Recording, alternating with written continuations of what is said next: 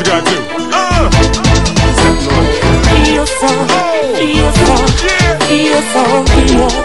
Right here.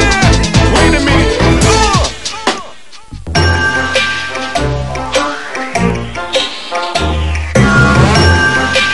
Ay, ang hirap talagang magsuot ng corset.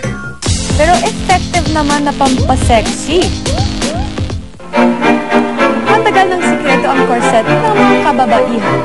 16th century pa ito na uso sa Europe at naging it fashion item noong Victorian era. Today, a corset costs around 1,000 and up. But I have a solution for those of you who are on a budget. Noon na lang tayo ng sarili nating corset. At ang gagamitin lang natin, lumang t-shirt. Hello mga ka-Fastbook at welcome na naman sa isang fabulous DIY fix. At ngayon naman, since mas daring kami ngayon, diba? We wanna do something that's sexy. At ang sexy at uso ngayon ay ang corset. Pero ang presyo nito ngayon ay mga 1,000 to 3,000 pesos at mas expensive pa din. Not everyone can afford a corset kasi medyo mahal, diba? But why go and buy your own when you can naman do it sa bahay lang, diba? Kailangan din lang ng t-shirt, sewing kit, glue gun, anything for decoration, pwede yung glitters, beads. Start na tayo sa t-shirt. Siyempre naman kailangan yung t-shirt medyo stretchy at hindi masyadong masikip at hindi masyado din maluwag. First step, i-cut ang sleeves ng t-shirt.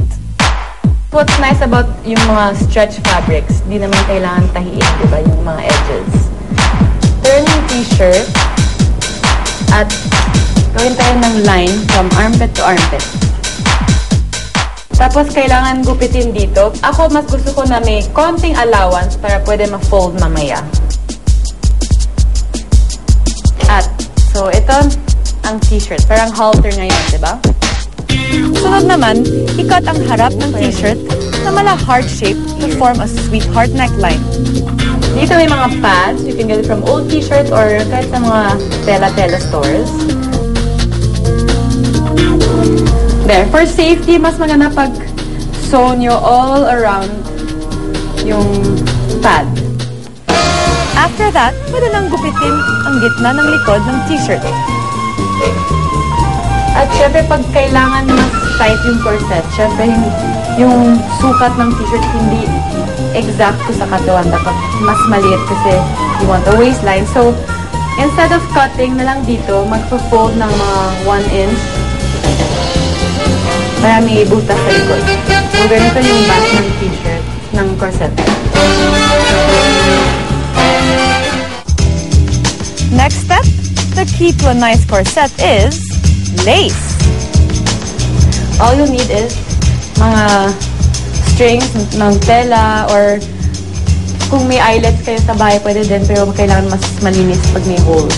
Para sa tali ng corset, you just have to form holes using the lace and sew it into each side of the shirt. Side dito. So, measure lang yung string para pareho. Siyempre, dapat hindi exacto kasi you want it tighter. So, kailangan mas mahaba para pwede kayong ikipan yung corset niyo. Isa pang tip, pumamit ng mahabang lace para hindi masyadong magusot ang tela ng iyong t-shirt. Pwede mag-tighten. Pag gusto nyo mas masikip. Pag mas voluptuous kayo, then pwede naman maging mas maluwag. Alam nyo bang, pinag-aaralan pa talaga ng ilan kung paano ang tamang pagsisikip ng lace para lang ma-achieve ang mala Barbie doll waistline? It's called tight lacing o corset training. Ngayon, time for my favorite part, yung decorating. Add some accents sa harap, and voila! From plain innerwear to a gimmick-worthy sexy corset. Pwede! So mga ka-Fastbook, ito mga 1,000.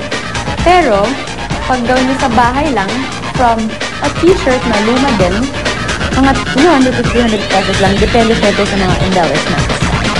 Diba? At mas bongga naman. Di ba mga ka-fashbook, hindi kailangan pumasok para maging fabulous. You can just be a little bit creative and do it yourself at home.